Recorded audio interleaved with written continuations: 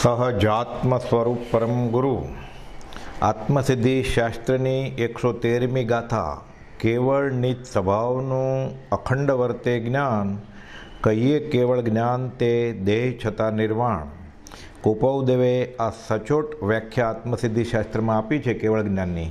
તે વ્યાખ્યા અને ગતાનુગત ચાલી આવતી વ્યાખ્યા જે સંપ્રદાયમાં અને જૈન સૂત્રોના નામે ઓળખવામાં આવે છે એવા ઘણા પુસ્તકોમાં હોય છે તે વ્યાખ્યા એમાં ઘણો બધો ભેદ છે.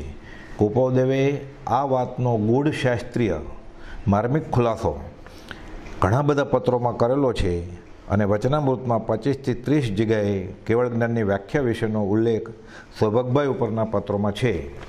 તે સમજવાની કોશિશ કરીએ.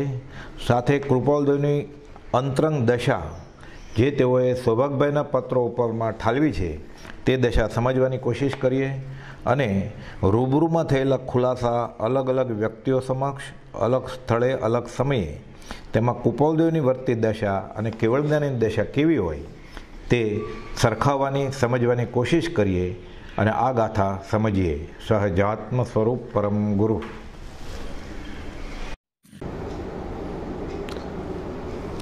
સહજાત્મ સ્વરૂપ પરમ ગુરુ. શોભન સોરઠ દેશ વિશેરે સાગર કેરે તીર બંદરવા વાણિયામાં હે પ્રગટ્યા બંદરવા વાણિયામાં હે પ્રગટ્યા વર્તમાન મહાવીર રે અતિશયશાળી શુભ સંસ્કારી જ્ઞાન અવતારી રત્નત્રયદાતા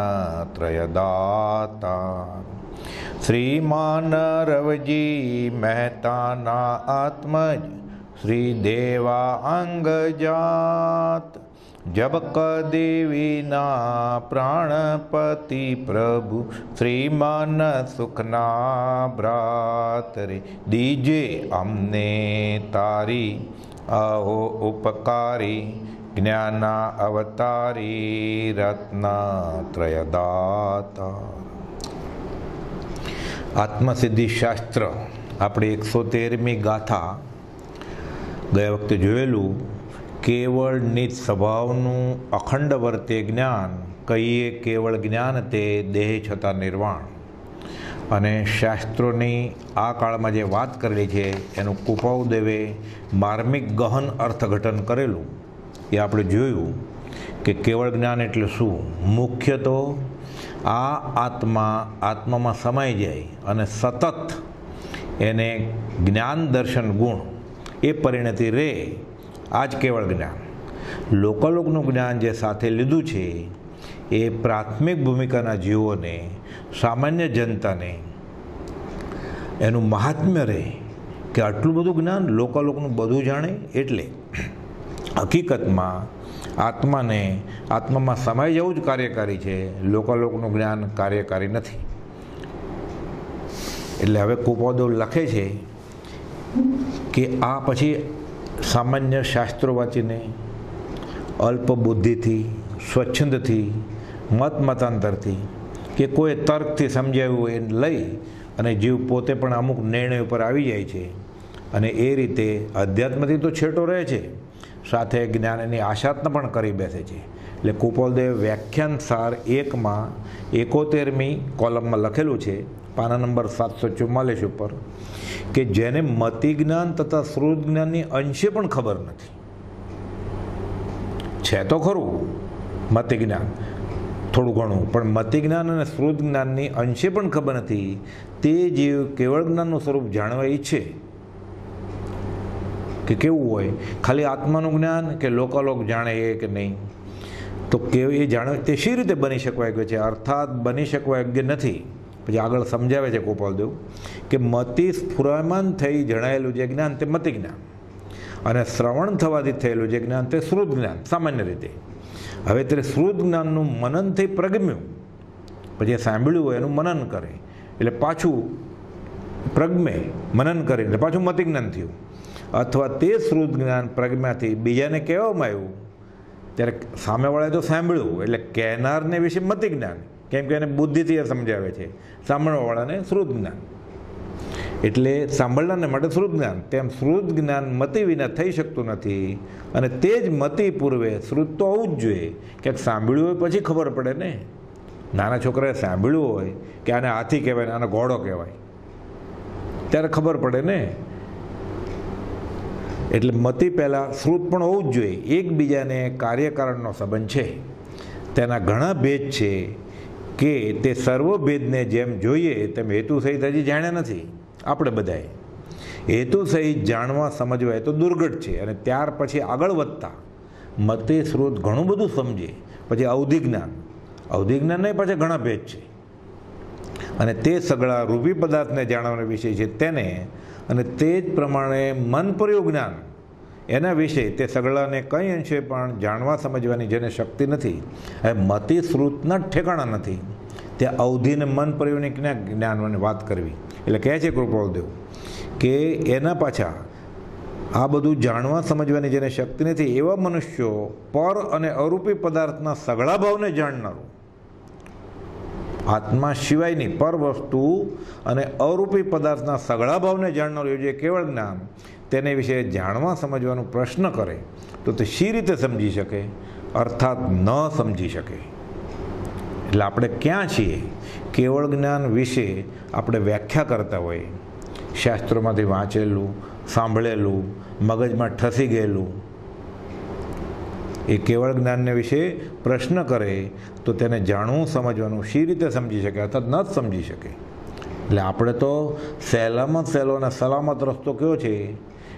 જ્ઞાનીનો ગમો જેમ વાગ્યો તેમ સમો કરી, શીર્ષાવન કરી જ્ઞાનીના ગુણગ્રામ ગાયા કરવાના અને સદાચારથી ભક્તિ કર્યા કરવાની. ધીરે ધીરે જ્ઞાનીનું સ્વરૂપ સમજમાં આવશે. એટલે કહે છે પછી કે જ્ઞાનીના માર્ગે ચાલે તો કરબંધ નથી, પણ આ પોતાની બુદ્ધિએ ચાલે છે. એટલે અધ્યાત્મમાં એ કર્મ બાંધી લે છે, અને પછી મળવાની જગ્યાએ જે ત્યાં એને તક મળી છે કે થોડું ઘણું મળશે, અધ્યાત્મમાં ઉપર ચડશે, એ પણ અટકી જવાનું થાય છે. ત્યાં 740માં પાના ઉપર વ્યાખ્યાન સરમાં જ એકમાં જ લખે છે કૃપાલદેવ કે 36મી કોલમમાં કે જ્ઞાન, દર્શન, ચારિત્ર એ ત્રણેય આ કાળને વિશે છે, અને તે ત્રણેયની એકતા થાય. તે ત્રણેય અભેદ પરિણામે જે વર્તે તે આત્મારૂપ, ત્યારે એ જીન થઈ જાય. એટલે કહે છે પણ પ્રયોજનભૂત પદાર્થનું જાણપણું તે જ્ઞાન. બિન પ્રયોજનમાં રસ જ નથી જ્ઞાનીને. લોકાલોકના જ્ઞાનમાં શું રસ છે? પ્રયોજનભૂત પદાર્થનું જાણપણું તે જ્ઞાન, તેની સુપ્રતિ તે દર્શન, ને તેથી થતી ક્રિયા તે ચારિત્ર. એટલે 7મા ગુણ સુધી પહોંચે તોય મોટી વાત છે, કૃપાલદેવ કહે છે 38મા બોલમાં. અને પછી કહે છે 39મા બોલમાં 7મા સુધી પહોંચે તો એમાં સમ્યકત્વ તો સમાઈ ગયું, અને જો ત્યાં સુધી પહોંચે તો તેને ખાતરી થાય છે કે આગલી દશાનું કેવી રીતે છે. એટલે 7માંથી ઉપરની દશા 8મા, 9મા, 10માની, 12માની, અને પછી કેવળ જ્ઞાન. એટલે કેવળ નિત સ્વભાવનું અખંડવર્તી જ્ઞાન એ કે લોકાલોકને જાણે એ, કે હાથમાં પડેલા આંબળાની જેમ 14 રાત લોક જાણે એ. આ બધી જે વ્યાખ્યા છે એ 7મા સુધી પહોંચે પછી એને ખાતરી થાય કે આગલી દશાનું કેવી રીતે છે. પરંતુ 7મા સુધી પહોંચ્યા વિના આગલી વાત ખ્યાલમાં આવી શકતી નથી. એટલે 7મી એટલે બે ફાટ આત્માનો અનુભવ થાય, એને પછી ખબર પડે કે આગલી દશાનું કેમ હોય. તો હજી ચોથાનાય ઠેકાણા નથી, જેને હજી સમ્યક શ્રદ્ધા પણ નથી. હજી જે પહેલાં જ ગુણ સ્થાનકમાં છે એને તો 7માની ન ખબર પડે, એમ શાસ્ત્રમાં છે. 7મે પહોંચ્યા પછી આગલાની ખબર પડે.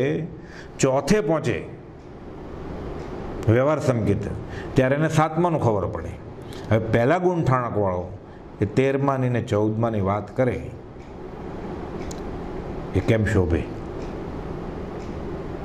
એટલે પ્રભુશ્રીએ તો કહ્યું છે કે ઘણું કરીને મતાંતરવાળા હોય, કદાગરાળા હોય, એની સાથે સત્સંગ અર્થે પણ બેસવું નહીં. આપણને એમ હોય સમજ છે, સાંભળ છે, તો એક કરતાં બે ભલા મોક્ષ માર્ગમાં. પણ જો કદાગ્ર હોય, મતાંતર હોય, તો એની સાથે ધર્મ નામે બેસવાની મનાઈ છે. એટલે કહે છે કે 7મા સુધી પહોંચ્યો તોય ઘણું છે, સાતમા પછી જ આગલી દશાનું ખબર પડે છે, અને પછી એને કાંઈ બોલવું તો નહીં તો વાણી મૌનપણાને પામે છે. હવે કુપાવદેવે આ આપણને અહેસાસ થાય કે આ જ્ઞાની આ વાત કરી છે, તો હવે કુપાવદેવની દશા કેવી એ અલગ અલગ વચનામૃતમાં એક બાજુ આપણે મગજમાં ધ્યાન રાખીએ કે કેવળ જ્ઞાન એટલે શું? કેવળ નિત સ્વભાવનું અખંડ વર્તે જ્ઞાન કહીએ કેવળ જ્ઞાન તે. અને બીજી બાજુ કુપાવદેવ હવે પોતાની કુપાવદેવની દશા કહી, એ કુપાવદેવના જ શબ્દમાં, કુપાવદેવની જ વાણીમાં તારીખવાર સ્થળ સાથે બનેલા પ્રસંગો છે. એટલે આપણને ખબર પડે કે કુપાવદેવે એમ કેમ કહ્યું હશે કે અમે પરમાત્મા સ્વરૂપ થયા છીએ. એટલે કહે છે, અમારું મન પ્રાય ક્રોધ, માન, માયા, લોભથી અને પછી બધા ન કશાય હાસ્ય, રતિ, અરતિ, ભય, શોક, જુગુપ્સા અને શબ્દાદિક વિષયથી અપ્રતિબંધ છે. આગળ લખે છે, એટલે અનંતોન્મદી કશાય તો ઠીક, કુટુંબથી, ધનથી, પુત્રથી ને વૈભવથી, પછી આગળ લખે છે સ્ત્રીથી ને દેહથી મુક્ત જેવું છે. હવે જેનું મન દેહથી મુક્ત હોય, જે દેહધારી છે કે કેમ તે સંભારી ત્યારે માંડ જાણીએ એમ કહેતા હોય, એ બાકી શું વધ્યું? બાકી ચેતન જ્ઞાન ગુણ વધ્યું. એનું નામ આત્મા, એનું નામ ફક્ત જ્ઞાન, કેવળ જ્ઞાન, એ કેવળ જ્ઞાન. એટલે કહે છે 347માં લખ્યું છે કે આ બધા ક્રોધમાન, માયાલોભ અને દેહ, સ્ત્રી, પુત્રને દેહથી પણ મુક્ત છે મારું મન. અને 255માં કહે છે કે અમે દેહધારી છે કે કેમ તે સંભારે ત્યારે માંડ માંડ જાણીએ છીએ. હવે આગળ કહે છે કે વેદાંત રીતે જોતા અમને તો કેવળ જ્ઞાન સંભવે છે, પછી આ મૂળ માર્ગ મહાવીરનો પણ ફેલાવો છે. તો એટલે કહે છે, જો આ કાર્ય એટલે જૈન માર્ગનો ઉદ્ધાર અને પ્રચાર આ કાળમાં અમારાથી કાંઈ પણ બને તો બની શકે, નહીં તો હાલ તો મૂળ માર્ગ સન્મુખ થવા માટે બીજાનું પ્રયત્ન કામ આવે એવું દેખાતું નથી. કોઈ એવો બીજો છે નહીં અત્યારે. ક્યારે? 125 વર્ષ પહેલાંની વાત છે અત્યારે. તો અત્યારે મૂળ માર્ગને વચનામૃત કુપાવદેવના આશ્રય વગર પ્રકાશમાં લાવે એવો કોણ હોય પડતા કાળમાં? એટલે કહે છે, ઘણું કરીને મૂળ માર્ગ બીજાના લક્ષ્યમાં નથી, અમને એમ અંતરથી થાય છે કે આ મહાવીરનો માર્ગ ફેલાવવો છે. કાળજામાં કંઈક બેરા કોડજો, જુઓ તો ખરા સૃષ્ટિને કેવા રૂપમાં મૂકીએ. નિત્ય વિશોધ કરી નવ તત્વનો ઉત્તમ બોધ અનેક ઉચ્ચારું, રાજ્ય સદા મુજ એ જ મનોરથ, ધાર થશે અપવર્ગ ઉતારો. અપવર્ગ એટલે મોક્ષ માર્ગના પેસેન્જરને વહેલા વહેલા મોક્ષ માર્ગે મોક્ષે પહોંચાડવું. પણ કહે છે આ કાર્ય કોઈ કરે તો ઘણું સારું, પણ દ્રષ્ટિ કરતાં તેવો પુરુષ કોઈ ધ્યાનમાં આવતો નથી. એટલે કંઈક લખનાર પ્રત્યે જ દ્રષ્ટિ આવે છે, એટલે પોતા પ્રત્યે 708માં કહે છે. પછી આગળ કહે છે કે મોક્ષ એટલે શું? સર્વથા સ્વભાવ પરિણામ રહે એમના મોક્ષ. આપણને મોક્ષની વ્યાખ્યા કોઈ કહે એટલે આપણે તરત જ આકાશી મોક્ષ, સિદ્ધશિલા યાદ આવે. પછી બધું ગોખ્યું હોય, અવર્ણે, અગંધે, અસ્પર્શે, અશરીરી. બરોબર છે, બધું ખોટું નથી દ્રવ્ય તરીકે એ વ્યાખ્યા, પણ હકીકતમાં તો સર્વથા સ્વભાવ પરિણામ છે. એટલે કેવળ નિત સ્વભાવનું અખંડ વર્તે છે જ્ઞાન. આ જ કેવળ જ્ઞાન, આ મોક્ષ. પછી શરીર ક્યાં અડ્યું છે? આ વિષમકાળમાં લખ્યું ને એણે 680માં, આ વિષમકાળમાં પરમ શાંતિના ધામરૂપ અમે બીજા શ્રી રામ કે બીજા શ્રી મહાવીર છીએ. કેમ? કે અમે પરમાત્મા સ્વરૂપ થયા છીએ. પછી ખુલાસો કરે છે કે આ અંતર અનુભવ અમે પરમાત્માપણાના અભિમાનથી લખ્યું નથી, જેમ છે અનુભવાયું એમ નિષ્કારણ કરુણાશીલ એવું મારું હૃદય રડે છે. એટલે ખુલ્લું બતાવ્યું કે થોડીક પણ શ્રદ્ધા આવે અને આ બાજુ આવે તો જીવને છૂટવાનું કારણ મળે. પછી પાછળ એક પત્રમાં કહે છે, તીર્થંકર જે સમજ્યા અને જે પામ્યા એ આ કાળમાં ન સમજી શકાય કે ન પામી શકાય એવું કાંઈ છે જ નહીં. તીર્થંકર જે પામ્યા, તીર્થંકર શું પામ્યા? કેવળ જ્ઞાન રૂપ થઈ ગયા તો અમે પામી શકીએ. એટલે કહે છે ને એક પત્રમાં કે આ કાળમાં ન સમજી શકે અથવા ન પામી શકે એવું કાંઈ જ નથી. પછી લખે છે, જો કે તીર્થંકર થવા ઈચ્છા નથી, પણ તીર્થંકરે કર્યું એ કરવું જ છે. શું કર્યું તીર્થંકરે? પોતે કેવળ જ્ઞાન થઈ ગયા, ફક્ત જ્ઞાન ગુણ સહજાનંદ. સ્વયં જ્યોતિ સુખધામ અમે પામી શકીએ એમ છીએ.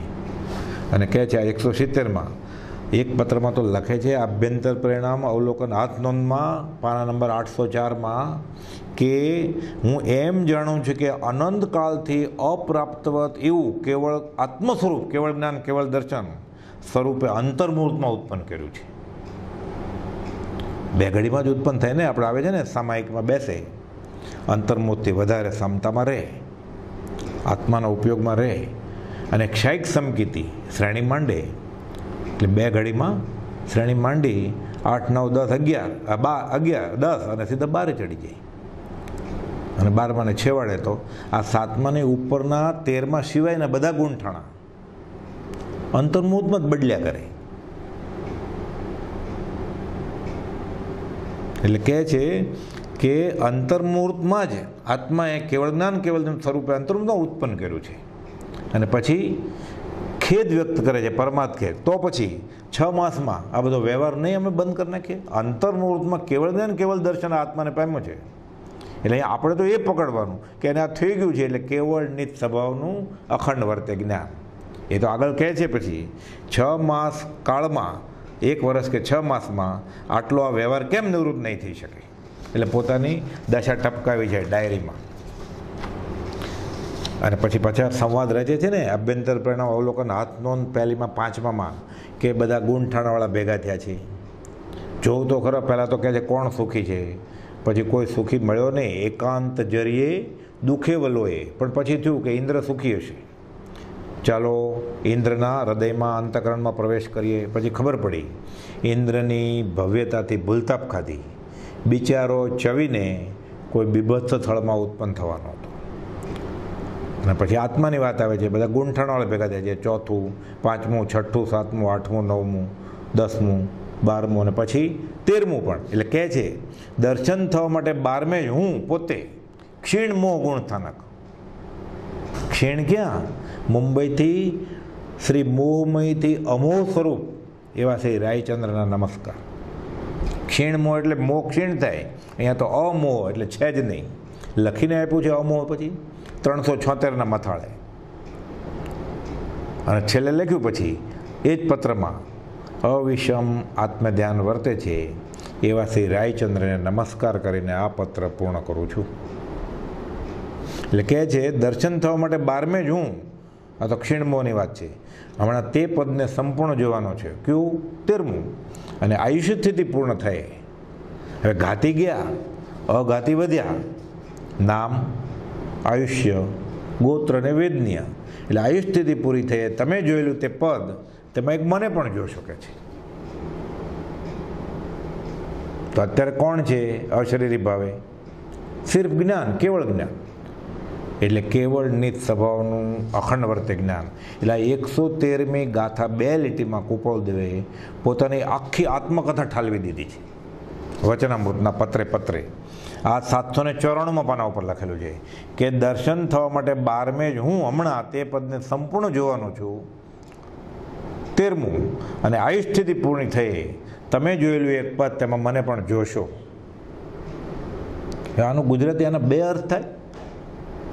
આમાં સંસ્કૃત કે અર્ધમાગધી શીખવું પડે. આમાં લાઇબ્રેરીમાં જવું પડે કે આ વાક્યનો અર્થ ગોતીએ ડિક્શનરીમાં. એટલે કહે છે 167માં પત્રમાં કહેલું નિસંદેહ સ્વરૂપ જ્ઞાનાવતાર છે. કે આ પત્રમાં, જે પત્રમાં એમ 14 વાર પોતે જ્ઞાનાવતાર છે, એમાં લખે છે કે નિસંદેહ જ્ઞાનાવતાર છે અને વ્યવહારમાં બેઠા છતાં વિતરાગ છે. અને જ્યાં વિતરાગ હોય, વિતરાગત્વ હોય સંપૂર્ણ, ત્યાં પૂર્ણ જ્ઞાન શક્ય બને છે.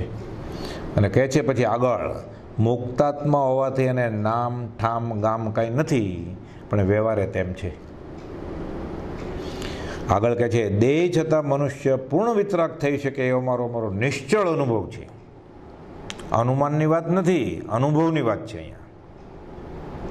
કે હા આમ હોય ને આમ ન પણ હોય, નિશ્ચળ અનુભવ છે. આ તો 334માં પત્રમાં કુપાલે લખ્યું કે દેહ છતાં મનુષ્ય પૂર્ણ વિતરાગ થઈ શકે એવો મારો નિશ્ચળ અનુભવ છે. દેહધારી ભગવાન સૌભાગભાઈ એક પત્રમાં કુપાલદેવને લખે છે કે સાકાર રૂપે હરિની પ્રાપ્તિ અમને થઈ, તમે મળ્યા એટલે શું? તમે સાકાર પરમાત્મા અમને મળ્યા અને આકાશમાં છે નિરાકાર પરમાત્મા.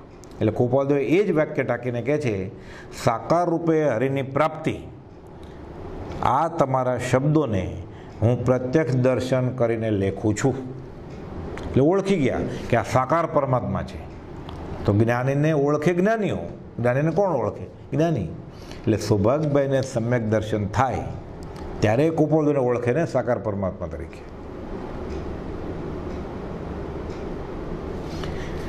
એટલે દેહધારી ભગવાન એ તો લખે જ છે 329માં કે આત્માનું અનુસંધાન સતત છે, અખંડ છે, અવિકલ સમાધિનું ધ્યાન ક્ષણવાર પણ મળતું નથી. આવી જ વાત લખે છે. અમને જે નિર્વિકલ્પ નામની સમાધિ છે, અવિકલ્પ નિર્વિકલ્પ, તે તો આત્માની સ્વરૂપ પરિણતિ વર્તી હોવાને લીધે છે. આત્માની પરિણતિ આત્મામાં જ છે, અન્ય ભાવને વિશે છે જ નહીં. એટલે કહે છે અમારું જે અનુભવ જ્ઞાન તેનું ફળ પણ વિતરાગપણું છે અને વિતરાગને પણ એ જ જ્ઞાન છે. આ 322માં લખે છે. 360 પછી 291માં લખે છે, પૂર્ણકામ ચિત્તને નમો નમઃ. જ્યાં પૂર્ણકામપણું છે ત્યાં સર્વજ્ઞતા છે. 360નું મથાળું અહીંયા લખે છે પૂર્ણકામ ચિત્તને નમો નમઃ. પછી લખે છે આત્મા બ્રહ્મ સમાધિમાં છે, ઠરી ગયો છે. આત્મ સમાધિ, અખંડ વર્તે જ્ઞાન. આ બધા અનુભવ વચનો કૃપાળદેવે પત્રે ઠાલવ્યા છે. મન વનમાં છે, આત્મા બ્રહ્મ સમાધિમાં છે, એકબીજાના આભાસે કાંઈક દેહ ક્રિયા કરે છે. 691મો પત્ર, 291મો પત્ર. અને પછી કહે છે 357માં તો આત્મા તો કૃતાર્થ સમજાય છે. કૃત્ય જે પોતે હતા, જે પોતાનું મૂળ સ્વરૂપ હતું તે પામી લીધું છે, હાશકારો થઈ ગયો છે. એટલે આત્મા તો કૃતાર્થ લાગે છે, ધન્યરૂપ કૃતાર્થરૂપ એવા અમે. 385માં લાગે ને રુચિ માત્ર સમાધાન પામી છે. અને જ્યાં પૂર્ણ કામપણું છે ત્યાં સર્વજ્ઞતા છે. એટલે કહે છે કે અવ્યાબાસ સ્થિતિને વિશે જેવું ને તેવું સ્વાસ્થ્ય છે, પણ આ પ્રવૃત્તિ જે છે બીજે દ્વારેથી ચાલ્યા જતાં પણ ન છોડી શકાય એવી છે. વેદવાક્ય છે માટે અનુસરીએ છીએ પ્રારબ્ધ નિવૃત્તિ રૂપે. આપણે પણ પ્રારબ્ધ નિવૃત્ત જ કરીએ છીએ વ્યવહારમાં, પણ નવા બાંધીએ છીએ એના કરતાં પણ મજબૂત. જ્ઞાની પ્રારબ્ધ ભોગવે છે અને થાય ભોગથી દૂર થાય છે. એટલે 449માં પત્રમાં લખે છે કૃપાળદેવ કે અવ્યાબાસ સ્થિતિને વિશે જેવું ને તેવું સ્વાસ્થ્ય છે, બદલતું નથી, સ્થિર થઈ ગયા છે. અને 951માં આ જ વાત લખે છે કૃપાળદેવ. ક્યારે? જ્યારે અશાતા વેદનીનો ઉદય છે, નજીકના જ ભવિષ્યમાં દેહ છૂટવાનો છે, શારીરિક બળ ઊભું થવા જેટલું પણ નથી, ત્યારે કહે છે કે જે સ્વરૂપ છે તે અન્યથા થતું નથી. આ અદ્ભુત આશ્ચર્ય છે. એટલે આત્માના અનુભવમાં, અખંડ અનુભવમાં કાંઈ ફેરફાર થતો નથી કૃપાળદેવને. નિજ સ્વભાવનું અખંડ વર્તે જ્ઞાન, તો કેવળ જ્ઞાન છે, એની વ્યાખ્યા છે. એટલે જે સ્વરૂપ છે તે અન્યથા થતું નથી, એ જ અદ્ભુત આશ્ચર્ય છે. પછી પાછળ લખે છે અવ્યાભાસ સ્થિરતા છે. 951માં અવ્યાભાસ સ્થિરતા છે. આગળ લખે છે અમારું જે ચિત્ત તે આત્મા સિવાય અન્ય સ્થળે પ્રતિબદ્ધતા પામતું નથી. આત્મામાં સમાઈ જાય એ પરિણતિ, પરપરિણતિનો ત્યાગ થયો, બાકી વધ્યું એ શુદ્ધાત્મા. એટલે કહે છે અમારું જે ચિત્ત તે આત્મા સિવાય અન્ય સ્થળે પ્રતિબદ્ધતા પામતું નથી, ક્ષણ પણ અન્ય ભાવને વિશે સ્થિર થતું નથી, અખંડ છે આત્મામાં વૃત્તિ. એકને એક વાત કેટલા પત્રોમાં કહી છે કૃપાળદેવે. સ્વરૂપને વિશે સ્થિર રહે છે એવું જે અમારું આશ્ચર્યકારક સ્વરૂપ તે હાલ તો ક્યાંય કહ્યું જોતું નથી. એટલે ભાગ્યોગે સૌભાગભાઈ મળ્યા એમને કહે છે. અને પછી લિખિતમાં લખે છે અમે ભેદ રહિત એવા અમે છીએ, અભિન્ન બોધમય. આત્મામાં સમાઈ ગયા છે. આ 368માં પત્રમાં લખ્યું છે કૃપાળદેવ. આવી જ વાત ઠેર ઠેર કરે છે. નિરંતર જેને અભેદ ધ્યાન વર્તે છે એવા. એટલે વાત શું છે? અખંડ આત્માનું જ્ઞાન રહે જેને પરિણતિમાં, એને કેવળ જ્ઞાન કહેવાય. ગોપાલદેવ લખે છે, નિરંતર જેને અભેદ ધ્યાન વર્તે છે એવા શ્રી બોધ પુરુષને અર્થાયજ્ઞ. અને આ કોણ લખે છે? સ્વરૂપ લિખિતન શ્રી સ્વરૂપ 371માં પત્રમાં. આ પત્રો ખાલી શબ્દ તરીકે પણ જોઈએ આપણી માતૃભાષામાં છે, અને પછી લિખિતન જોઈએ કે મથાળું જોઈએ, ત્યારે ખબર પડે કે આ ગોપાલદેવની કઈ દશા છે. શુદ્ધ ચૈતન્ય જાણે બોલે છે, લખે છે. એટલે મૂર્તિમાન મોક્ષ હતો, દેખાય એવો મોક્ષ.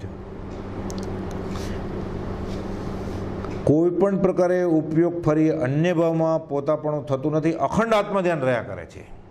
અખંડ વર્તે જ્ઞાન, એ તો કેવળ જ્ઞાન છે. આ બધા પત્રો લેવાનું કારણ શું? આપણને કેવળ જ્ઞાનની વ્યાખ્યા, કેવા પુરુષને કેવળ જ્ઞાન હોય એ આ પત્રે તરી આવે છે.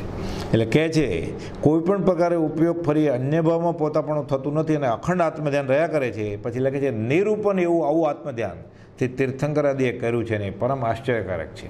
એટલે તીર્થંકર ને બીજા કેવળીએ જે આત્મધ્યાન કરેલું આ અનુપમ નિરૂપમ આશ્ચર્યકારક છે. અમને અનુભવ થાય છે, અમે એ જ ધ્યાનમાં છીએ અત્યારે. અને આ 366માં પત્રમાં લખ્યું છે. એટલે આપણને એમ લાગે ઘણા બધા પત્રો સૌભાગભાઈ ઉપર વ્યવહારના છે. સૌભાગભાઈના વ્યવહાર કહે છે, વ્યવહારિક વાતો પ્રત્યે ચિત્ત જતું નથી. એટલે અધ્યાત્મની વાત કરીને ગોપાલદેવ પત્ર પૂરો કરી નાખતા. પછી લખે, શ્રી મોહમયીથી અમોહ સ્વરૂપ એવા રાયચંદ્રના આત્મ સમાન ભાવે સ્થિર થઈ ગયા છે. નમસ્કાર જો. સમયે 313માં પત્રમાં તો લખે છે, સમયે અનંત ગુણ વિશિષ્ટ આત્મભાવ વધે છે. ભગવાન મહાવીર લખ્યું છે ને, 12.5 વર્ષો સુધી એક પણ કર્મ કંઈ મોહિનીનો કણો ખૂણા ખાચરામાં દબાઈ નથી ને છુપાઈ ગયો ને. ઉથલાવીને જોઈ અને કાઢી નાખે છે અને ચોખ્ખા થઈ જાય છે. અને રુજુવલિકા નદીને કિનારે પછી કેવળ જ્ઞાન પ્રગટ થાય છે 40 વર્ષની ઉંમરે, 42 વર્ષની ઉંમરે. એટલે એવી રીતે સમયે અનંત ગુણ વિશિષ્ટ આત્મભાવ વધતો એવી દશા છે. આ તો 313ની વાત છે. પરમાત્મા સ્વરૂપ 680 તો ઘણો દૂરની વાત છે. આત્માને વિશે પછી લખે છે એક પત્રમાં, આત્માને વિશે સહજ સ્મરણે પ્રાપ્ત થયેલું જ્ઞાન શ્રી વર્ધમાનને વિશે હતું એમ જણાય છે. એટલે વર્ધમાનને વિશે ભગવાન મહાવીરને જે કેવળ જ્ઞાન હતું અને સર્વજ્ઞતા હતી, એ આત્માને વિશે અત્યારે સહજ સ્મરણે પ્રાપ્ત થયું છે જ્ઞાન. કેમ કે સમયે અનંત ગુણ વિશિષ્ટ આત્મભાવ વધે છે. એટલે કહે છે આ જ પત્રમાં 1313માં, પૂર્ણ વિતરાગ જેવો બોધ અમને સહેજે સ્મરણમાં આવે છે. આયાસ નથી કરવો પડતો. લાઇબ્રેરીમાં જઈને ગોખવાની વાત નથી, બધું હૃદયમાં જ છે. એટલે કહે છે કે પૂર્ણ વિતરાગ જેવો બોધ અમને સહેજે આવે છે. અને જ્યાં પૂર્ણ વિતરાગપણું છે ત્યાં ફક્ત કેવળ જ્ઞાન જ છે. આત્મા તો પ્રાય મુક્ત સ્વરૂપ લાગે છે. એક પત્રમાં લખે છે, આત્મા તો પ્રાય મુક્ત સ્વરૂપ લાગે છે, વિતરાગપણું વિશેષ છે. 317માં પત્રમાં એક બાજુ લખે છે 324માં કે ચોતરફ ઉપાધિની જ્વાળા પ્રજ્વલતી હોય અને તે પ્રસંગમાં સમાધિ રહેવી એ તો પરમ દુષ્કર છે. પરમ જ્ઞાની સિવાય બીજા કોઈથી સંભવે નહીં. આ વ્યવહાર સંકેત, ક્ષાયિક સંકેતી બરોબર, પણ અહીંયા તો ચોતરફ ઉપાધિની જ્વાળા પ્રજ્વલતી હોય તે પ્રસંગમાં સમાધિ રહેવી એ પરમ દુષ્કર છે. એટલે સામાન્ય જ્ઞાની સંકેતી પણ સમાધિમાં ન રહી શકે. અહીંયા નામના સંકેતની વાત જ નથી, અહીંયા તો બેફાટ આત્મા અનુભવમાં આવી ગયો છે. એટલે કહે છે કે પરમ જ્ઞાની વિના આવા પ્રસંગમાં સમાધિ રહેવી વિકટ છે. અમને પણ આશ્ચર્ય થઈ આવે છે, પણ સમાધિ રહે છે. એટલે પોતે કોણ છે? જ્ઞાની નથી, પોતે પરમ જ્ઞાની છે. શુદ્ધ આત્મ સ્વરૂપને પામેલા એવા જ્ઞાની છે અને એને કેવળ નિજ સ્વભાવનું અખંડ ધ્યાન વર્તી રહ્યું છે. આ વાત ગોપાલદેવે 324માં લખી છે. હવે લખે છે, સમય માત્ર પણ અપ્રમત ધારાને નહીં વિસ્મરણ કરતું એવું જે આત્માકાર મન 353માં પત્રમાં, એક સમય પણ આત્મપરિણમાંથી બહાર ન આવે, એટલે સતત આત્માનો ઉપયોગ આત્મા પ્રત્યે રહે અપ્રમત્ત ધારા, એક સમય પણ વિસ્મરણ નથી થતું. એટલે કેવળ નિજ સ્વભાવનું એને જ્ઞાન વર્તે છે. એટલે કેવળ જ્ઞાનની વ્યાખ્યા 113માં આપી અને દશા આ હજારો પત્રોમાં છે, હજારે પત્રોમાં છે. અનઅવકાશ એવું આત્મ સ્વરૂપ વર્તે છે, 396માં લખે છે. અનઅવકાશ, કોઈ અવકાશ નથી. હવે ફક્ત જ્ઞાન, ફક્ત આત્મા, ફક્ત સહજાનંદ, ફક્ત ચૈતન્ય જ્યોતિ, એ કેવળ જ્ઞાન, સિર્ફ જ્ઞાન. આત્મ સ્વરૂપને વિશે સ્થિતિ છે એવા જે તેના નિષ્કામ સ્મરણે યથાયોગ્ય 397માં લખે છે. કોણ, ક્યાં સ્થિતિ છે તમારી? આત્મ સ્વરૂપને વિશે સ્થિતિ છે એવા. આત્મામાં અખંડ પરિણતિ વર્ત્યા કરે છે. પછી 411માં લખે છે અશરીરી ભાવ આ કાળને વિશે નથી એમ અત્રે કહીએ તો આ કાળમાં અમે પોતે નથી એમ કહેવા તુલ્ય છે. એટલે શરીર છે પણ ભાવ ક્યાં છે? સિદ્ધ છે. એટલે પ્રભુશ્રીને કહ્યું ને 5મા દિવસે ઈડરમાં 55 કે આ બેઠા છે સિદ્ધ અને આ સિદ્ધ શિલા. તો કેવળી બધા 2 કરોડ કેવળી સિમંદર સ્વામી સાથે છે અત્યારે મહાવિદ્ય ક્ષેત્રે છે, તો બધા શરીરધારી જ છે ને. અરે 20 તીર્થંકર પણ અત્યારે મહાવિદ્ય ક્ષેત્રે વિરાજમાન છે, તો બધા શરીરધારી જ છે. પણ ભાવથી આ સિદ્ધ અને આ બેઠા છે સિદ્ધ શિલા, જેના ઉપર બેઠા છે. એ તો ખુલાસો કરે છે 400માં પત્રમાં કે ચિત્તને વિશે જેવું આ ઉપાધિયોગ આરાધ્ય છે ત્યારથી મુક્તપણું વર્તે છે. સાવ મુક્ત થઈ ગયું ચિત્ત. આત્મા આત્મામાં સમાઈ ગયો છે, ચિત્તને કોઈ બંધન જ નથી. એટલે કહે છે તેવું મુક્તપણું અનુપાધિ પ્રસંગમાં પણ વર્તતું નહોતું. લે, જ્યારે ઉપાધિ ઘણી બધી છે ત્યારે ચિત્ત હવે એકદમ સ્થિર થઈ ગયું છે અને સતત નિશ્ચલ દશાએ મુક્તપણું વર્તે છે. અને જ્યારે ઉપાધિ નહોતી ત્યારે આવી દશા નહોતી. હવે ભગીરથ પુરુષાર્થ કર્યો છે, ઉદીર્ણા કરીને કર્મ બોલાવ્યા છે, એને ક્ષમતા ભાવે સહન કરે છે, આત્મા કર્મથી મુક્ત થાય છે. એટલે અનુપાધિ પ્રસંગમાં પણ જે સ્થિરતા નહોતી એવી સ્થિરતા કૃપાળુદેવને અત્યારે આ ઉપાધિ પ્રસંગમાં રહે છે. આવી નિશ્ચલ દશા માગસર સુદ 6થી એક ધારાએ વર્તી ચાલી આવે છે. હવે આ પત્ર 400 લખ્યો ત્યારે તો હજી માગસર મહિનો હતો, અરે શ્રાવણમાં લખ્યો, અને માગસર સુદ 6થી શ્રાવણ વદ સંવત 48 એટલે 8-9 મહિના સુધી આ દશામાં છે કૃપાળુદેવ, કે નિશ્ચળ, આમાં ફેરફાર થયો જ નથી. નિર્વિકલ્પ, અવિકલ્પ સ્થિર થઈ ગયા છે. એક પત્રમાં સૌભાગભાઈને લખે છે ને કે 5 મહિનાથી જેને એક પણ વિકલ્પ પરમાત્માથી નથી ઉદ્ભવ્યો એવા અમે. અત્રે આત્માકારતા વર્તે છે, 412માં લખે છે. આત્માકારતા એટલે પોતે જ એનો અર્થ સમજાવે છે કે આત્માનું આત્મ સ્વરૂપે પરિણામનું હોવાપણું તે આત્માકારતા કહીએ છીએ. આત્માનું આત્મ સ્વરૂપે પરિણામનું હોવાપણું એ આત્માકારતા છે. પછી લખે છે અમારે અહીંયા આત્માકારતા વર્તે છે. એટલે શું થયું કે પોતે આત્મામાં સમાઈ ગયા છે, આત્મા આત્મામાં સમાઈ ગયો છે અખંડ. કોઈ પણ જાતના, પછી ખુલાસો કરે છે 415માં, કોઈ પણ જાતના આત્મિક બંધન લઈને અમે સંસારમાં રહ્યા નથી. 2 વખત આ જ પત્રમાં 415માં એકને એક વાત 2 વાર લખે છે કે કોઈ પણ જાતના આત્મિક બંધન લઈને અમે સંસારમાં રહ્યું નથી. પછી કહે છે આવી જે દશા હોય, આત્મિક બંધન નથી, દેશથી, સ્ત્રીથી, પુત્રથી, બધાથી મુક્ત છે. એટલે આમ તો સહજ આત્મ સ્વરૂપ શુદ્ધ આત્મા રહી ગયો ને, બાકીનું બધું કર્મ છે, એનાથી મુક્ત થઈ ગયા છે.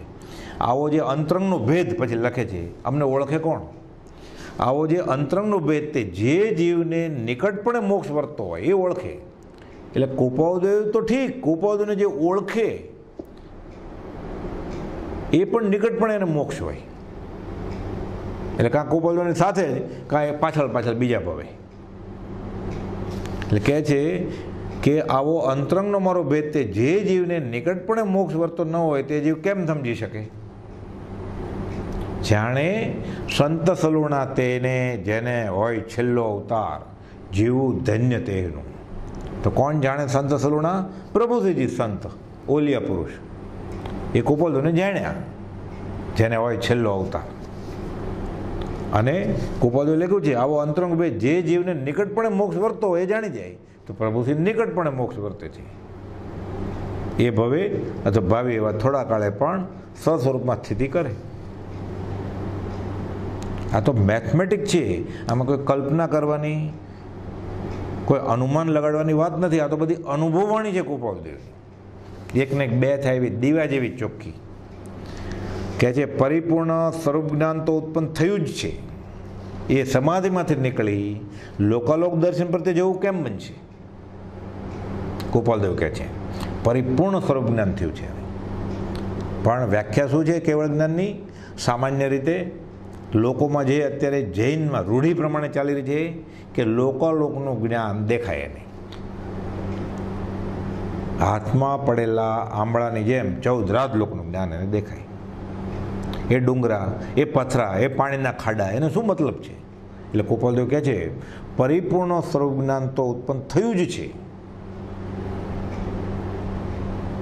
લખે છે ને છેવટનું સ્વરૂપ સમજાયામાં, અનુભવમાં કોઈ બાકી છે જ નહીં કાંઈ. પરિપૂર્ણ સ્વરૂપ જ્ઞાન તો ઉત્પન્ન થયું છે, તે મૂકીને લોકાલોક પ્રત્યે કેમ જશે? એટલે પછી કટાક્ષમાં લખવું પડ્યું અમારે જૈનનું કેવળ જ્ઞાન એ જોતું નથી. કેમ કે જૈનના કેવળ જ્ઞાનની વ્યાખ્યા પૂછો રૂઢિ પ્રમાણે તો પ્રાય એવો જવાબ મળે કે લોકાલોકનું જ્ઞાન હોય. ગોપાલને આત્મામાં રસ છે.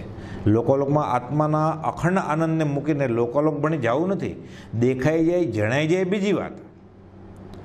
આરસીમાં કેવા પ્રતિબિંબ પડે છે, સામે ડુંગર હોય તો ડુંગર દેખાય, સરોવર હોય તો સરોવર દેખાય. આરસીને કોઈ ઉપયોગ નથી, જોવું નથી.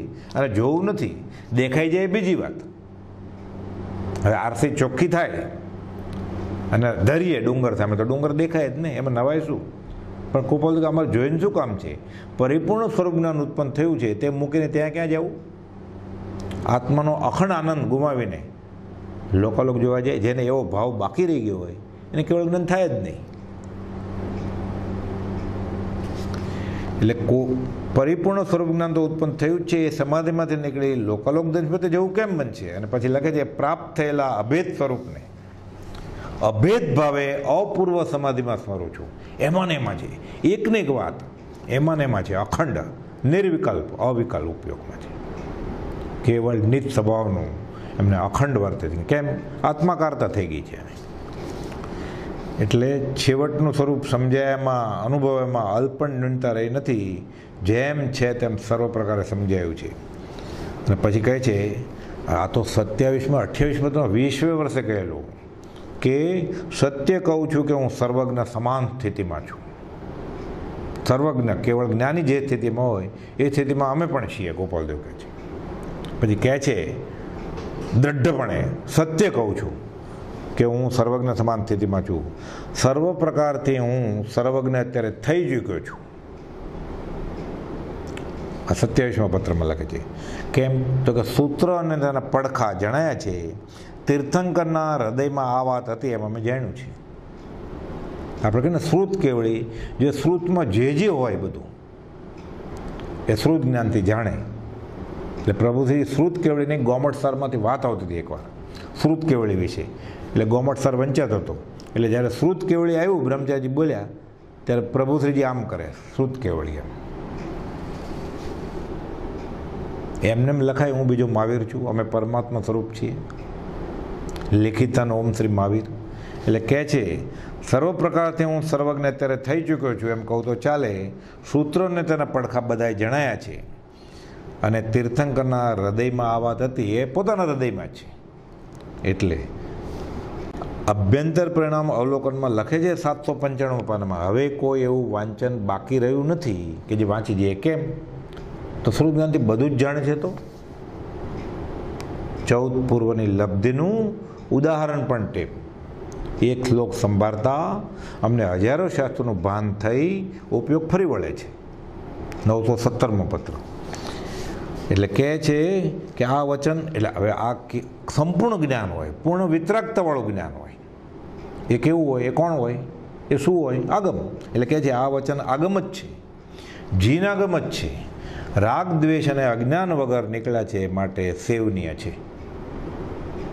આખું વચનામૃત આ આગમવાણી કહેવાય. આ 32 ગણો, 45 ગણો, પંચ પરમાગમ ગણો, બધું આ જ છે. અને આ તો અનુભવવાણીનો અવતાર છે. સાંભળેલું લખવાનું, વાંચેલું પાછું લખવાનું, કોઈ બોલેલું લઈ આવેલા લખવાનું એ નથી. આ તો પોતાના અનુભવની વાત છે. આ વચન આગમ જ છે, જીનાગમ જ છે.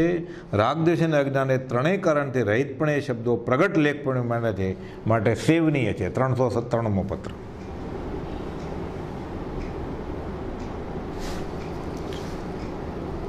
અને 493નો છેલ્લો ફકરો તો કુપાલદેવે પોતાની દશા હદ કરી દીધી છે.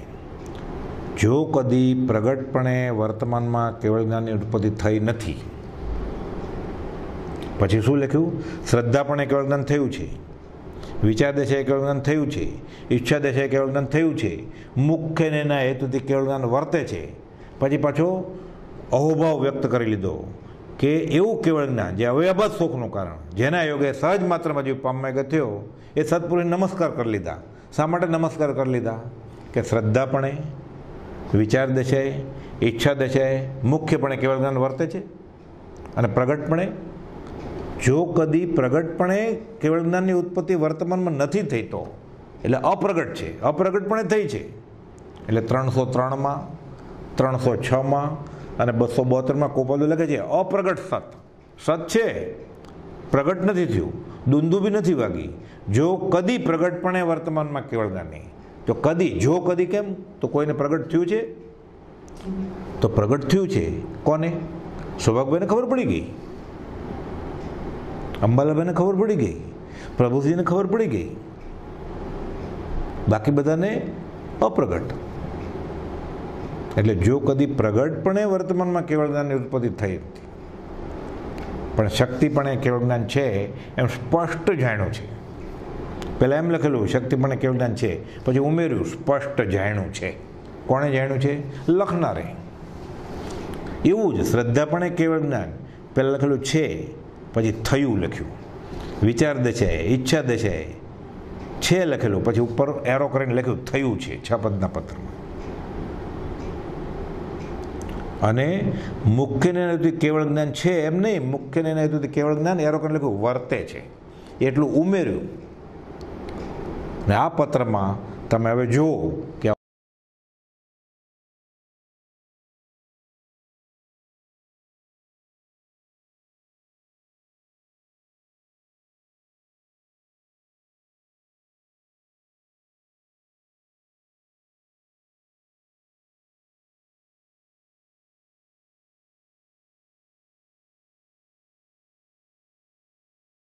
ઉમેરેલું દેખાય છે કુપાલદેવના સ્વ અક્ષરમાં.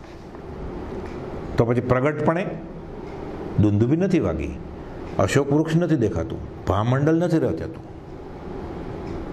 અશોક વૃક્ષ નથી દેખાતું, અચેત વૃષ્ટિનો વરસાદ નથી થતો, સમોવસન નથી રચાતું. અરે કુપાલદેવ તો લખ્યું, જે જીન દેહે પ્રમાણ અને સમોવસન આદિ સિદ્ધિ, આ જીનેશ્વરનું વર્ણન હોય. વર્ણન સમજે જીનનું રોકી રહે નિજ બુદ્ધિ. આ તો મતાર્થના લક્ષણમાં મૂક્યું કુપાલદેવે. અને આ બધું દેખાય તો ભામંડળ, દુંદુભીના નાદ, આ બધું તો કહે છે દેવાગમ નભોયાનમ ચામરાદિ વિભૂતય. આકાશમાંથી ચામર વિંજે દેવો, ભામંડળ રચાય, દુંદુભી વાગે. આ તો બધું નાટક માયાજાળીઓ કરી શકે. ઇન્દ્ર માયાજાળવાળો સમનભદ્ર સુરી કહે છે દેવાગમ નભોયાનમ ચામરાદિ વિભૂતિય માયાવી દશ્યંતે. આ તો માયાવી પણ કરી શકે. અમે એટલે તને નમસ્કાર કરીએ છીએ, અમે એટલે તને નમસ્કાર નથી કરતા. 672 અને 774 બે જગ્યા છે કહે છે કે અમે તારી વિતરાગતાને નમસ્કાર કરીએ છીએ. એટલે કહે છે જો કદી પ્રગટપણે ન થયું હોય તો શક્તિપણે તો છે જ. દુંદુભી ક્યાં વાગેલી? 1,500 સંન્યાસી ગૌતમ ગંડર સાથે અષ્ટાપદ પર્વત ઉપર 500 કે એટલે બધા કહે છે અમને દીક્ષા આપો, તો કે મારા ગુરુ આજ આવા, તો આના ગુરુ કેવા? 500ને ત્યાં કેવળ જ્ઞાન થાય છે, 500ને દૂરથી સમોવસણ જોતા થાય છે, અને 500ને ભગવાન મહાવીરનું મુખના દર્શન કરીને થાય છે. તો 1500 કેવળી થઈ ગયા પછી તો એ કેવળીની સીટમાં જ બેસે ને સમોવસણમાં, ત્યાં બેસવા ગયા. ગૌતમ ગણન ના પાડે છે કે ત્યાં નહીં, તમે સાધુ સંન્યાસીને. ભગવાન મહાવીરને વચમાં આવવું પડ્યું, ગૌતમ કેવળીની આશાતના નહીં કરો. આ વાતનું મહત્ત્વ શું? તો આ 1500ને કેવળ જ્ઞાન થયું. એ કોઈના કેસમાં દુંદુભી નહીં વાગી હોય જો કદી પ્રગટપણે કેવળ જ્ઞાન નહીં થયું હોય, પણ શક્તિપણે થઈ ગયું હતું. એટલે ભગવાન મહાવીર જાણે છે, ગૌતમ ગણન નથી જાણતા. અવધિ જ્ઞાનના ધણી તદ્ભવ મોક્ષયામી, એટલે કહે છે ગૌતમ કેવળીની આશાતના નહીં કરો. નહીં તો ઓલા 1500 તો ગૌતમ ગણન ત્યાં બેસવાનું કહે ત્યાં ઉપડ્યા. ગુરુ રહ્યા છદમસ્ત પણ વિનય કરે ભગવાન, કે ગુરુજી એમ કે છે ને, ગૌતમ ગણધર તો એના ગુરુજી હતા ને, વ્યવહાર હતો. ભલે દીક્ષા નહોતી આપી પણ એણે તો ધારી જ લીધા હતા 1500. અને પૂરી પ્રતીતિ આવી ત્યારે જ ભગવાન મહાવીર ઉપર અહોભાવ આવે ને, પાત્રતા વધે ત્યારે. તો બધા ઉપડ્યા કે હા તમે કહો ત્યાં બેસીએ. પણ ભગવાન મહાવીર કહે છે કે ના, ગૌતમ એની આશાતના નહીં કરો. ત્યારે અહીંયા વાત શું છે? ત્યારે દંદુભી નહોતી વાગી નહીં. આવા તો ઘણા શાસ્ત્રમાં દાખલા છે. મૃગાવતી ચંદનબાળાના કેટલી વાર છે? મૃગાવતીને ચંદનબાળાનો દાખલો છે. અને દંદુભી વાગે પણ ખરા. પ્રસન્નચંદ્ર મુનિ ધ્યાનમાં હતા કૌશકમાં, અડોલ, આશ્ચર્યકારક, સ્તબ્ધ બની જાય. ભગવાન આની કઈ ગતિ થાય? તો કે નરક. હે, કઈ ગતિ થાય? તો કે દેવલોક. અરે કાં તો કન્ફ્યુઝન. એક ક્ષણ પહેલાં હું પૂછું છું તો નરક કહે છે. ત્યાં પ્રસન્નચંદ્ર મુનિ પોતાની વિચાર શ્રેણીએ ભાવ બદલાવે છે, ભાવ પાલટાવી નરકમાંથી દેવગતિ કહે છે. એટલામાં દંદુભી વાગે છે. કેમ? તો કે તમે જે મુનિની વાત કરો છો એને જ્ઞાન પ્રગટ્યું છે. તો દંદુભી વાગે પણ ખરા, ન પણ વાગે.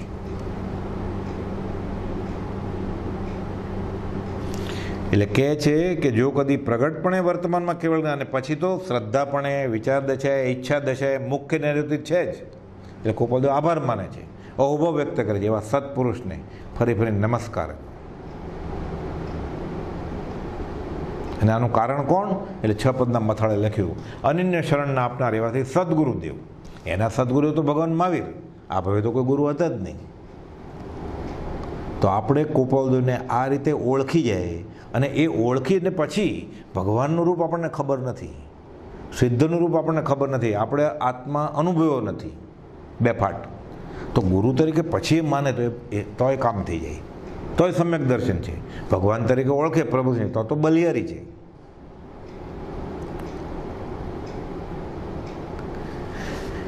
હવે રૂબરૂમાં ખુલાસા થયા છે આ બધી વાતના. થોડો સમય છે એટલે આ ગાથાનો એમાં અર્થ આપણે જોઈએ. કેવળ નિત સ્વભાવનું અખંડ વર્તે જ્ઞાન. કહીએ કેવળ જ્ઞાન તે કઈ દશાએ કોપલદેવ પહોંચેલા, જેના વ્યક્તિગત ખુલાસા તારીખ અને સ્થળ અને વ્યક્તિના નામ સાથે આપણે જોઈએ. સંવત 1957માં ભીમનાથની જગ્યામાં કોપલદેવ કહે છે મુનિઓને, મુનિ અમને એક શ્લોક વાંચતા હજારો શાસ્ત્રોનું ભાનથી ઉપયોગ ફરી વળે છે. આજે બીજ વાવ્યું છે, ખોતરશો નહીં. પછી કહે છે કે અમારામાં ને વિતરાગમાં ભેદ ગણશો નહીં. એવી જ વાત આના કરતાં વધારે પાવરફુલ. માક્ષર માસમાં સંવત 1955માં ઈડોર ઉપર મુનિઓને કહે છે, સત્સંગ ચાલતો હતો, પુડવી શિલા આ સિદ્ધ શિલા છે, અને આ બેઠા છે તે સિદ્ધ છે. કે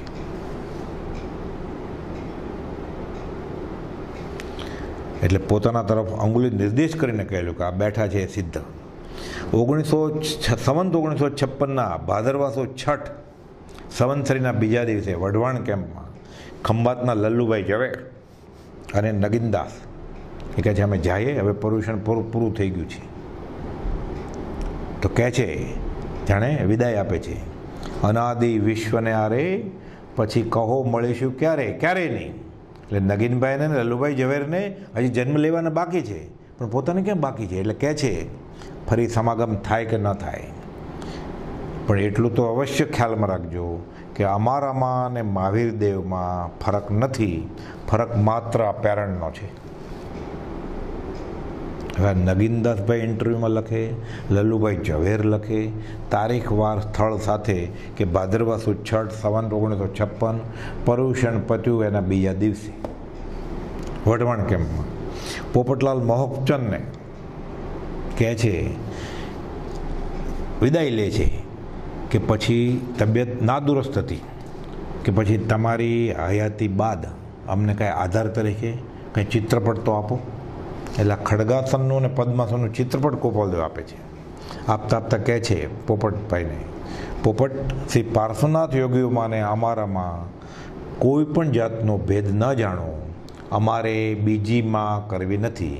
સોમચંદ માસુખરામ આ પ્રસંગના સાક્ષી છે, બાજુમાં ઊભા હતા. હું બીજી માને રોવડાવવાનો નથી એમ નાના ભાઈ મનસુખભાઈ રવજીભાઈને કહે છે. છેલ્લા અઠવાડિયામાં ચૈત્રવદ ચોથને દિવસે તબિયત બગડતી જતી હતી એટલે મનસુખભાઈને જરા ઉપાધિ થઈ જાય અને બધાને તાર કરવાની કોશિશ કરે, પત્ર લખવાની કોશિશ કરે. એટલે કહે છે, મનસુખ ફિકર નહીં કરતો અને હવે હું બીજી માને રોવડાવવાનો નથી. આ વાત બે વકીલ ધારસીભાઈ અને નવલચંદ ડોસા બંને વકીલ, ધારસીભાઈ ચોથ સુધી ત્યાં હતા જ, ચોથને રીતે વાત કરી અને કુપાલદેવના દેહ વિલય બાદ એક પત્ર લખે છે આ બંને વકીલો અને અંબાલાલભાઈ પર પત્ર લખે છે. એમાં કહે છે કે સાહેબજીએ છેલ્લે નાના ભાઈને આ વાત કરેલી કે હવે હું બીજી માને રોવડાવવાનો નથી. અને આ કાંઈ ભાવથી લખાઈ જાય એવું ને, બંને વકીલ હતા, ભણેલા ગણેલા, કે જે ધારસીભાઈ તો ગોપાલદેવ પાસે શાસ્ત્રો રજૂ કરતા હતા, શાસ્ત્રની વાત રજૂ કરતા હતા. આ પત્રમાં સત્સંગ સંજીવનીમાં છે, જૂની આવૃત્તિમાંય છે, નવી આવૃત્તિ હમણાં બની છે એમાં પણ છે. અમારે બીજો ભોગ કરવો નથી. આનો એક મોટો પ્રસંગ બનેલો છે. ચંચળબેન કુપાવદેવ સંવત 1944માં મોક્ષમાળા છપાવવા માટે અમદાવાદ ગયેલા. 2.5 મહિના ટંકશળમાં રહેલા. પુંજાભાઈ નામ આવે છે ને, તો આ ચંચળબે છે. અને પછી કહે છે કે 12 વર્ષનો બધાને સત્સંગ, અમને નહીં, રોકાવો. ગોપાલદેવ કહે છે, બેન, ચંચલબેનને કહે છે, ચંચલબેન અમે રોકાઈશું નહીં, અમારે બીજો ભાવ કરવો નથી. વૈશાખ સુદ 6 સંવત 1946, હા સંવત 1956, 44માં ગયેલા 12 વર્ષ પછી, સંવત 56. ચંચલબેન અમે રોકાઈએ એમ નથી, અમારે બીજો ભાવ કરવો નથી. આ જ પછી આગળ રીતે આવા કેટલા પ્રસંગો જે બને છે એના દાખલા આ વાંચીએ એટલે આપણને ખબર પડે કે ગોપાલદેવની કઈ દશા હતી. છગન નાનજી વઢવણમાં સેવામાં જ રહે અને નાના નાના પ્રસંગમાં પણ ગોપાલદેવની સાથે જ હોય. પછી તો ગોપાલદેવની શારીરિક એટલી નબળાઈ હતી કે એની પરિચયમાં છે કે ગોપાલદેવ નાહી લે પછી ધોતિયું પહેરાવતા હતા. એકવાર કહે છે છગન નાનજીને કે છગન અમે હવે બીજી માં કરવાના નથી. એણે તો લખ્યું જ છે ને 383ના મથાળે કે વિચારવાન પુરુષને ક્લેશરૂપ ભાસે છે એવો આ સંસાર, તેને વિશે ફરી આત્મભાવે જન્મવાની નિશ્ચળ પ્રતિજ્ઞા છે. આ તો પ્રતિજ્ઞા આગળ 128મા પત્રમાં છેલ્લા પેરેગ્રાફમાં લખે છે, પરિભ્રમણના પ્રત્યાખ્યાન લઈ શકાય એ પણ આશ્ચર્યકારક છે. આપણે કહીએ ને રાત્રિ ભોજનનો પચકાણ, પર્યુષણના દિવસો છે, છાપા વાંચવાના પચકાણ, આઈસ્ક્રીમ, બિસ્કિટ, ચોકલેટ, આ બધું અભક્ષ છે અને પચકાણ આપણે લઈ લઈએ એમ. કોઈ બધો પચકાણ લે છે. બીજી માને કુખે જન્મના પચકાણ, પરિભ્રમણના પચકાણ લઈ શકાય. આ પચકાણ પછી કે લઈ શકાય, આશ્ચર્યકારક છે પણ લઈ શકાય. આ દ્રઢતા છે એમાં. કેમ ઉપર લખે છે ને કે આયુષ્ય ક્ષણવારનું જ હોય ખાલી અને દુર્નિમિત હોય, એટલે કમોતે મરવું પડે. કેવી રીતે? ગત સૂકવાની જેમ. તૈયાર છીએ, દ્વેષ નહીં કરીએ. અમને રાજેમતી જેવો યોગ આવો, અમે રાગ બી નહીં કરીએ. રાજેમતીને નેમિનાથ ભગવાન પર રાગ થયો, અમે રાગ નહીં કરીએ. સંપૂર્ણ વિતરાગ થઈ ગયા છે. દ્વેષ તો વયો ગયો છે, રાગ એ વયો ગયો છે. વિતરાગ સંપૂર્ણ વિતરાગતા છે, ત્યાં પૂર્ણ કામપણું છે, ત્યાં સર્વજ્ઞતા છે. એને કેવળ નિજ સ્વભાવનું અખંડ જ્ઞાન વર્તે છે.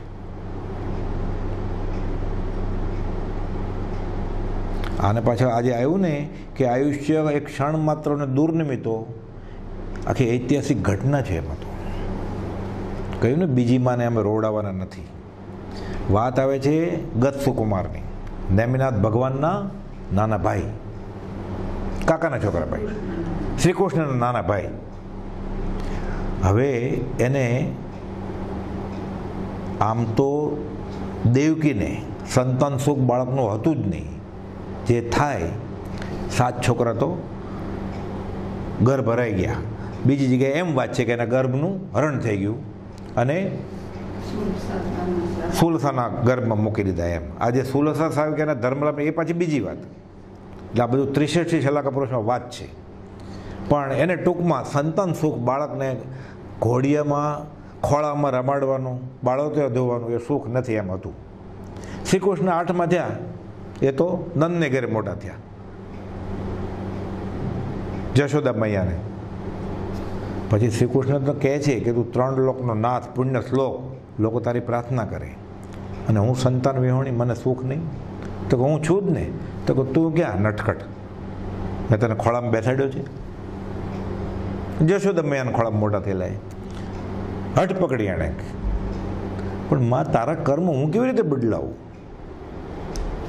તો કહે છે પછી તો વાત આવે છે લાંબી કે એક યક્ષને પ્રસન્ન કરે છે અને વ્રત લે. પણ એ કન્ડિશન સાથે એ બોલી કરી કે એને 11-12 વર્ષની ઉંમર થશે પછી છોડી દેવો પડશે. કે હવે ના મામા કરતાં કાણો મામા સારો, મંજૂર પડશે એવા દેવાશે. ગર્ભ તો રહ્યો, ગત સુકુમાર તો મળ્યા. નેમિનાથ ભગવાનની દેશના સાંભળવા જાય છે. 10 વર્ષની ઉંમર છે. વાત આવે છે મોક્ષની, ના સંસારના દુઃખની. ભગવાનને કહે છે મારે તો મોક્ષ જ જોઈએ છે. નેમિનાથ ભગવાન પૂર્ણ જ્ઞાનમાં જોઈને કહે છે કે તારે હજી 1000 ભવની વાર છે. બાળ હઠ, રાજહઠ, આ એવી હઠ હોય. મારે તો આ બે મોક્ષ જોઈએ. તો કે કર્મો કરેલા હોય એ બધાને ભોગવવા પડે. કર્મ 2 શરમ છે, રામને, કૃષ્ણને ને તીર્થંકરને પણ છોડે નહીં, તો તારે ભોગવવા જ પડે. તો કે તમે ઉપાય બતાડો.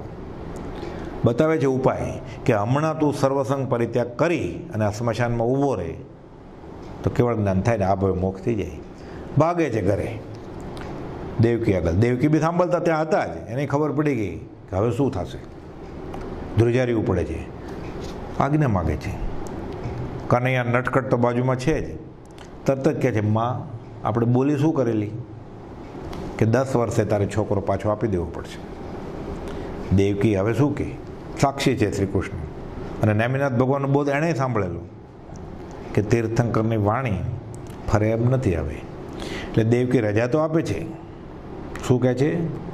મને રોવડાવી ગત સુખ, મને રોતા રોતા હા પાડે છે, પરમિશન આપે છે સર્વસંગ પરિત્યાગ કરવાની નહીં, સિદ્ધશિલાએ જવાની. કે બેટા જા, મને તે રોવડાવી, હવે બીજી માને રોવડાવતો નહીં. કુપાલદેવ કહે છે મનસુખ હું બીજી માને રોવડાવવાનો નથી. હવે આટલા દાખલા મળે ને આપણું રૂવાડું જો ન ખસે, અચિંત્ય તો જ મહાત્મ્યનો નથી પ્રફુલ્લિત ભાવ, તો હવે આનાથી વધારે કોણ સત્પુરુષ, કોણ જ્ઞાની મળવાના છે આપણને? અનંત ભાવ ગયા એમાં આ ભાવ વયો જશે. જો કરવાનું છે નહીં કરીએ તો અમારે બીજી માને રોવડાવી નથી કહે છે. આગળ કહે છે કે 134માં પત્રમાં લખે છે તો કે આ કાળે આ દેહધારીનો જન્મ થવો ઉચિત નહોતો. પછી લખે છે એણે તો સર્વક્ષેત્ર જન્મની ઈચ્છા રૂંધી લીધી છે. હવે ઈચ્છા રૂંધી લીધી છે, મોહનીય કર્મ બધા ખપાવી દીધા છે. વેદનીય નામ આયુષ્ય ગોત્ર વેદની આયુષ્ય હોય ત્યાં સુધી હોય તો એ ખપાવવાની તૈયારી છે એની. ઘાતી વયા ગયા, અઘાત્યા તો પૂરા થઈ જશે. હવે ક્ષાયિક સંકિતના ધણી મહાવત 3 ગુરુવાર સંવત 1947 એમ હોય છે આયુષ્યનો બંધ 2/3 આયુષ્ય હોય ત્યારે પડે. હવે કહે છે સર્વક્ષેત્રે જન્મની એણે ઈચ્છા રૂંધી લીધી છે, હવે એને કયો બંધ પડે? એટલે કે ભૂલથી એક જ જગ્યાએ નથી લખેલું મળ્યું. ઠેર ઠેર. આપણે 2 કલાકથી જોયું ને, ગયા 1 કલાકમાં ને આ કલાકમાં. એટલે કહે છે સર્વ ક્ષેત્રે જમવાની ઈચ્છા રૂંધિત છે. એ તો લખે જ છે ને, એ પરમપદ પ્રાપ્તનું કર્યું ધ્યાન મેં, ગજા વગરને હાલ મનોરજુ. પરમપદનું ધ્યાન નહીં, પરમપદ તો અજ્ઞાન યોગી પણ તો જન્મ થયો ત્યારથી જ નથી. અને સંવંત 1947 મહાવત્રેજ ગુરુવારે સમકિત શુદ્ધ પ્રકાશું બેફાટ આત્મા સાક્ષાત અનુભવ પ્રાપ્તિ છે. એની ધ્યાન કરવાની ક્યાં? આપણે વાત કરી અવિકલ સમાધિ, નિર્વિકલ સમાધિ, અવ્યબાદ સ્થિરતા. આત્માનો ઉપયોગ ફરીને બીજે જાતો નથી, અન્ય ભાવમાં જાતો નથી, આત્માકારતા છે. એટલે પરમપદનું તો ધ્યાન અખંડ છે. કેવળ નિજ સ્વભાવનું ધ્યાન તો અખંડ છે જ, પણ એ પરમપદનું ધ્યાન નહીં, પરમપદ પ્રાપ્તિનું ધ્યાન. એ શુદ્ધ આત્મા, શરીર વગરનું જે આત્મદ્રવ્ય છે એ મને મળે તો. એ ક્યારે મળે? શરીર ન હોય ત્યારે. ક્યારે? દેહ વિલય પછી. એટલે પરમપદનું નહીં, પરમપદ પ્રાપ્તનું ધ્યાન. એવું ધ્યાન કોણ કરે છે અત્યારે? સિમંદર સ્વામી અને બીજા 20 તીર્થંકર ભગવાન. બીજો નમથુણમાં આવે છે ને, સિદ્ધિ ગઈ નામ દેય નમો જીણાણમ જે ભયાણમ. આ પહેલું નમથુણું. અને સિદ્ધિ ગઈ નામ દેય ઠાણમ સંપવમ કામણમ નમો જીર્ણાણમ જે ભયાણમ. અને પહેલામાં સિદ્ધિ ગઈ નામ દેય ઠાણમ સંપત્તાણમ. અને બીજા નમથુણમાં સિદ્ધિ ગઈ નામ દેય સંપવમ કામણમ. એટલે એ પદ પ્રાપ્ત કરવાના મનોરથ. કામણમ એટલે ઈચ્છા. એ પરમપદ પ્રાપ્તિનું કર્યું ધ્યાન મેં. હમણાં મનોરથ રૂપ, તો મનોરથ રૂપ જ હોય ને, શરીર છે તો. ચૈત્રવદ પાંચમ સંવંત 57 સુધી તો મનોરથ જ છે ને. પાંચમને 2:05 પછી મનોરથમાંથી રિયલ થઈ જાય. વિના દીવાના પણ કલમ ચલાવી છે, ગોપાલદેવ કહે છે. એ પરમપદ પ્રાપ્તિનું કર્યું ધ્યાન મેં. મોક્ષ તો કેવળ અમને નિકટપણે વર્તે છે, તો નિશંક વાર્તા છે. 368માં પત્રમાં લખે છે, મોક્ષ તો અમને કેવળ નિકટપણે સંભવે છે. છગન નાનજીને કહે છે વઢવાણમાં, ક્યાં જાય છે? તો કે પૂજા કરવા શાંતિનાથ ભગવાનના દેરાસરે. તો કે શાંતિનાથ ભગવાનના કાનમાં જઈને કહેજે કે મારા પરમ પ્રભુદેવ વહેલા વહેલા તમારી બાજુમાં આવી જ રહ્યા છે હમણાં પાછળ. લિખિતનમાં શ્રી સ્વરૂપ, શ્રી સહજાત્મ સ્વરૂપ, શ્રી આત્મ સ્વરૂપ, શ્રી આત્મસ્થિત સહજ સ્વરૂપ, શ્રી સહજાત્મ સ્વરૂપ. અને પછી તો 0 0 0 0 નિર્વિકલ દશા. ઓમ ઓમ ઓમ ઓમ પંચ પરમેષ્ઠમાં ભળી ગયા છે. લખે છે અપ્રગટ સત, હમણાં વાત આવીને. અને છેલ્લે શ્રી મહાવીર, ઓમ શ્રી મહાવીર એટલે દેહધારી મહાવીર ભગવાન, બીજા મહાવીર. અને પછી 779માં શુદ્ધ સહજ આત્મ સ્વરૂપ સિદ્ધ પદ. વસો ક્ષેત્રેથી સંવંત 1954માં દેવકણજી મહારાજ મોટા મુનિ એટલે પરમ કૃપાળુ પ્રભુશ્રીજીને લખે છે કે ખેડાથી લિખિતન મુનિ દેવકરણજીના સવિનય નમસ્કાર પ્રાપ્ત થાય. અને પછી લખે છે કે એક દિવસ એ આહાર કરીને કૃપાળુનાથ એટલે શ્રીમદ ઉતરેલા તે મુકામે ગયેલા. હવે એ 4 માળનું મકાન, એમાં 3જે માળે કૃપાળુદેવ બિરાજમાન હતા. એટલે દેવકરજી મહારાજ જમીને જાય છે તો કૃપાળુદેવ પોતે પોતાની દશા વિશે એકલા બોલતા હોય છે અને આમ આત્માના આનંદમાં હોય છે. એટલે દેવકરજી મહારાજે વિચાર્યું કે આ અવસરે જો હું છતો થઈશ, એ લખે છે કે જો તે વખતે તેમની અદ્ભુત દશા મારા જોવામાં આવ્યાથી મેં જાણ્યું કે આ અવસરે જો હું છતો થઈશ તો તેના આનંદમાં કંઈ ફેરફાર થશે. એમ વિચારી હું ભીતના પડદે સાંભળતો હતો. હવે ગોપાલદેવ શું બોલતા હતા? લખે છે સંવંત 1947 રાળજ બિરાજતા હતા. તે મહાત્મા શાંત અને શીતળ હતા. હાલ સાલમાં વસો ક્ષેત્રે વર્તા મહાત્મા પરમ અદ્ભુત યોગીન્દ્ર પરમ સમાધિમાં રહેતા હતા. અને આ વન ક્ષેત્રે વર્તા પરમાત્મા પણ અદ્ભુત યોગીન્દ્ર પરમ શાંત બિરાજે છે એવું પોતાની નગ્ન ભાવી અલિંગી નિસંગ દશા વર્ણવતા હતા. અને આમ કહીને પછી પોતાનો અનુભવ કહે છે દેવકરજી મહારાજ પ્રભુશ્રીજીને કે તમે તો કહેતા જ હતા, આપે કહ્યું તેમ જ થયું, ફળ પાક્યું, રસ ચાખ્યો, શાંત થયા, હવે આજ્ઞા વળીએ હંમેશા રહેશું. એટલે ગોપાલદેવની આ દશા ગોપાલદેવે સ્વમુખે પ્રકાશેલી એ દેવકરજી મહારાજે સાંભળી અને પ્રભુશ્રીજીને પત્રમાં જણાવેલી. હવે આ દશા હોય એટલે સતત આત્માનો ઉપયોગમાં છે. આ જ કેવળ નિજ સ્વભાવનું અખંડ વર્તે જ્ઞાન છે. અને આ હોય એટલે સૌભાગભાઈ, અંબાલાલભાઈ, પ્રભુશ્રીજી, બ્રહ્મચારીજી. સૌભાગભાઈ તો પત્રમાં લખતા જ પરમાત્મા સાહેબ શ્રી. અંબાલાલભાઈ લખતા જ શ્રી વર્તમાન મહાવીર, તમારા ચરમ શરીરની આરોગ્યતા વાંછું છું. ચરમ શરીર પછી સિદ્ધિ ગઈ નામદેવ ઠાણમ સંપતાણમ. પ્રભુશ્રીજી શ્રી રખવદેવ, ઋષભનાથ ભગવાન, હે રખવદેવ મથાળે એમ લખે. અને બ્રહ્મચારીજી આપણે આવ્યું ને, કેવળ જ્ઞાન રવિત્રણી સામગ્રી ગ્રહી સાર, રવિવાર અવતાર દેન સ્વયંબુદ્ધ અવતાર. પછી તો પંચાસ્તિકામાં આવે છે ને કુનકુનાચાર્ય મહારાજના 100 ઇન્દ્રોને વંદનિક, શાયક વેરીના ધણી એમ લખે. મોક્ષલક્ષ્મી લટકા કરે, શાયક વીર્ય પ્રતાપ, ઇન્દ્ર નરેન્દ્ર પડે પગે, અતિશયશાળી આપ. એટલે આ સૌભાગભાઈ, અંબાલાલભાઈ, પ્રભુશ્રીજી, જુઠાભાઈ, બ્રહ્મચારીજી આ બધાને પરમાત્મા જ છે. કેમ તો કે અખંડ આત્મ સ્વરૂપમાં રમણતા કરી રહ્યા હતા. એને કેવળ નીચ સ્વભાવનું અખંડ ધ્યાન વર્તતું હતું. એ આ લોકોને પ્રતીતિ થઈ ગયેલી. એટલે આ કેવળ નીચ સ્વભાવનું અખંડ વર્તે જ્ઞાન કહીએ કેવળ જ્ઞાન તે દેહ છતાં નિર્વાણ. આ કૃપાની દશા છે. અને આ દશા સમજાય તો સફળ થયો ભવ મારો હો કૃપાળુ દેવ, સહજાત્મ સ્વરૂપ પરમ ગુરુ.